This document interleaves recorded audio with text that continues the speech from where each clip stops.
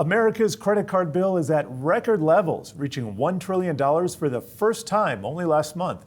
Consumers are carrying more debt and higher balances than a year ago, and now industry watchers are warning it will impact spending this holiday season.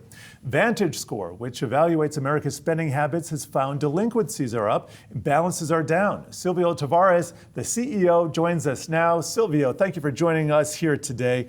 Talk to us about some of the trends you're seeing here. I've seen the charts, and delinquencies have been rising, but how concerning is this? Well, I think it's a tale of two cities. At the high end, a lot of consumers are doing well. The average Vantage score is about 701 at the end of October. A low score is 350. A high score, a perfect score, is 850. And prime is about 600, 660. So if the average consumer is 701, that's actually a good news story. But what that masks underneath is that we're seeing some stress appearing for those lower income and younger consumers. And you're seeing that show up in the spending figures for holiday spending.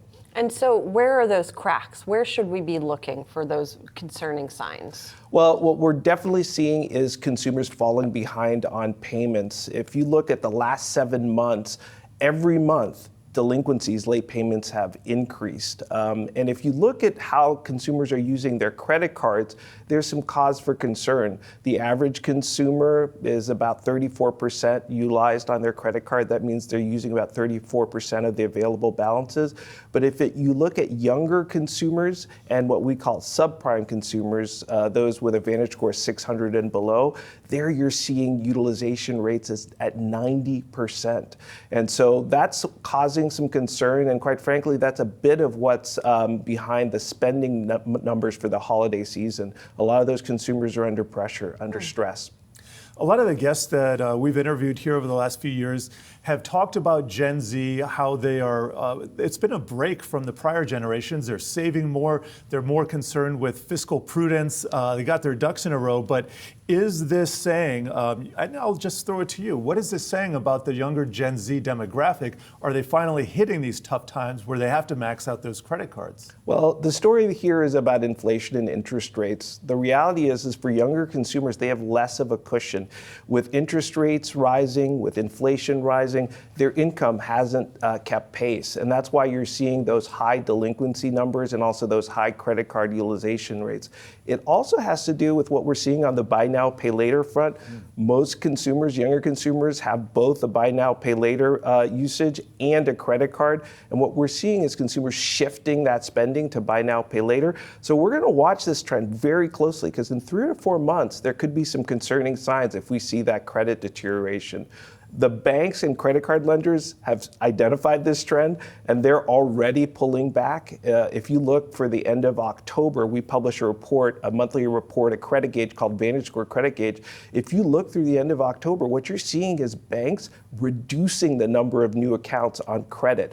So it was at 3% on a year-over-year basis. That's the lowest we've seen all year. So banks and credit card lenders are already pulling back. Obviously, we're seeing the opposite with the buy now, pay later providers. Well, buy now, pay later, at least some of those providers, you don't pay interest, right? You just pay the payments. So ultimately, is that a good thing for consumers, or are there danger signs in there? Well, that's a great question, and that's the big question, because it depends is the answer.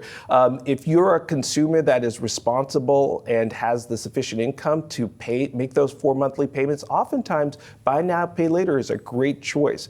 But if you come under unexpected economic stress over the next 4 months and you can't make those payments, you are going to have to pay some additional fees. And so we're watching that, and we've seen the numbers that came out today. Employment is cooling off. There are much fewer open jobs now, and so that employment picture is starting to change. And if it hits those younger consumers, they're going to have trouble making those 4 installments on buy now, pay later. Yeah, we went from 2 jobs for every job seeker to 1.3%. But I want to get to the holiday season because we just came off Black Friday. Well, I guess that was 10 days ago, but it was a little bit of a disappointment here. We have a kind of meh holiday spending season. How does this jive with expectations and any concerns that we're not seeing the blockbuster spending that we've seen in years past? The revenge spending, kind of gone. Yeah, I think blah, the way you described it, is exactly the right way to describe the retail spending figures. They show that Black Friday holiday spending was up 2.5%. And a lot of people are happy about that, but it's a bit of a head fake, because if you actually look underneath that and look at it on an inflation-adjusted basis, Black Friday spending was down a bit. And what's driving that is the younger consumers, the less affluent consumers, the subprime consumers who are really feeling that economic pinch. We're going to have to watch that in 2024. If that trend continues, that spells trouble for retailers and perhaps those banks and lenders that are lending to that subprime consumer. Yeah, we got a lot to watch in 2024. I'd like to have you back to talk about what actually happened this holiday season.